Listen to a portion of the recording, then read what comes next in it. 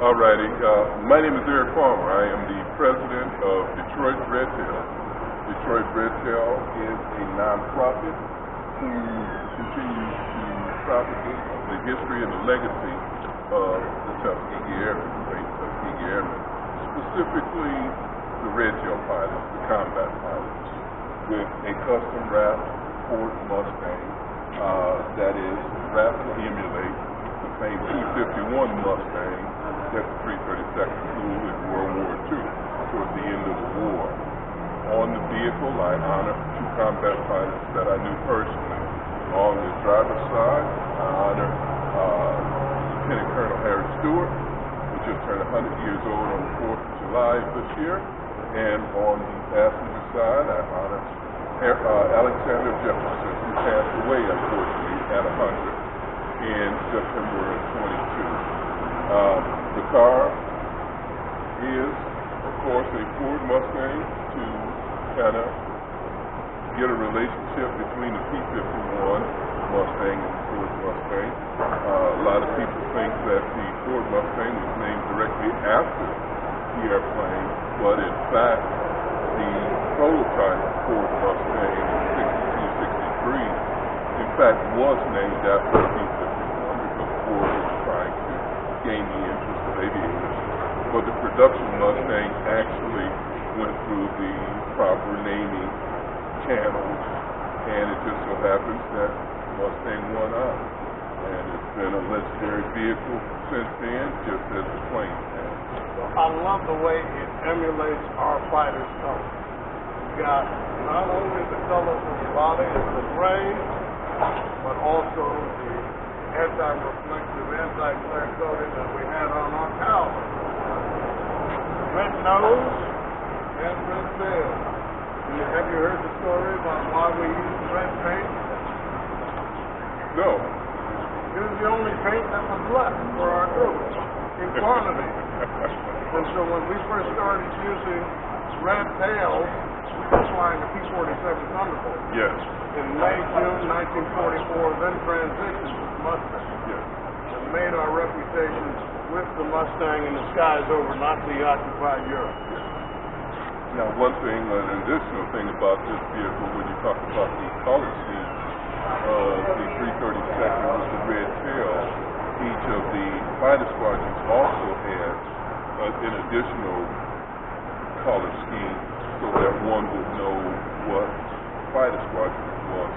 And this particular vehicle with the red tail and the white flag on the back is representative of the 301st Fighter Squadron, of which both Harry Stewart and Alexander Jefferson were members of. Ironic that both of them were members of the 301st, so it worked out well to have that white flag on the back. Well, tell me more about the men that have autographed your car. So over the years, since 2017, as I've met documented original Tuskegee Airmen, I've had them sign the hood of the vehicle. And this past weekend, recently, got the autographs of Enoch Woody Woodhouse and Shelton Ware. Also, within the ditches of the hood there are digitized signatures, and the majority of those signatures are from members, DOTAs that were part of the Detroit chapter of Tuskegee Airmen. When I joined the chapter in the mid-2000s, I had as many DOTAs as I could get to sign a white sheet of paper, scanned it, made a JPEG of it, and when I designed this wrap, of course, still had the signatures, I integrated them into the wrap, knowing so it's that actually part of the wrap. It wasn't added later. It's part of the wrap. It's part of the wrap. That's fantastic. Yep, the ones that are in the ditches. So as we look at them, there's two that I stole that were outside of Detroit chapter. One is Benjamin O. Davis on this side, and the other is Charles McGee on the other side. But everyone else were members of the Detroit chapter. And unfortunately, as I looked at them, all of them have passed. All of them have passed. Would it make sense to have squadrons of cars like yours It would. show up at conventions and traveling across the country? It would. And, you know,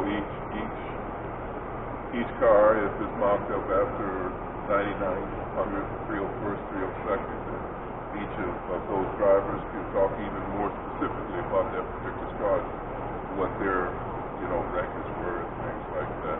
It sounds like it is an excellent tool for passing on information to our public and young people about the efforts of the Tuskegee Airmen during World War II, and not to mention their accomplishments after the war, because we're talking about a transition from World War II days to present day.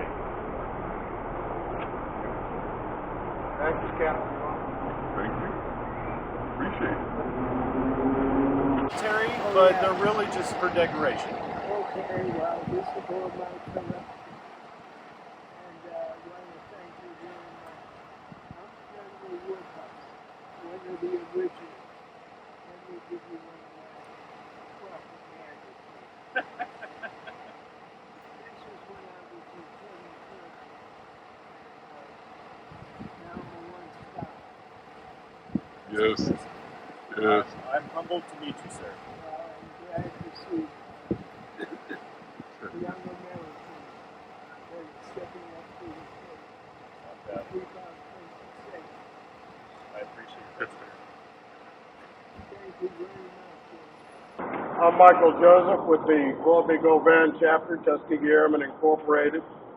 And here on the hood of this Mustang, this Redtail Mustang, is the model of a P-47 Thunderbolt. This is actually the Tuskegee Airmen's first fighter escort Redtail. P-47 Thunderbolt was flown May-June 1944 as the men began working with the 332nd Fighter Group under the 15th Strategic Air Force. The P-47 Thunderbolt was a great aircraft, often overlooked because of the short time it was used during World War II.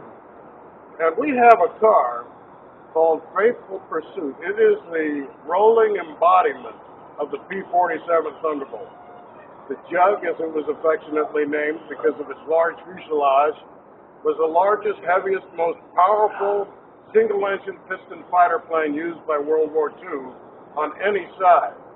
And our big Electra is twin-turbo supercharged with the turbos and intercoolers at the rear, similar to how the P-47's power plant and engine setup were laid out. Now, Faithful Pursuit has been in operation for about 20 years. We recently had a rededication on the 20th anniversary of 7 Tuskegee Airmen being there for 2-star General Mike Hall doing the dedication of Faithful Pursuit.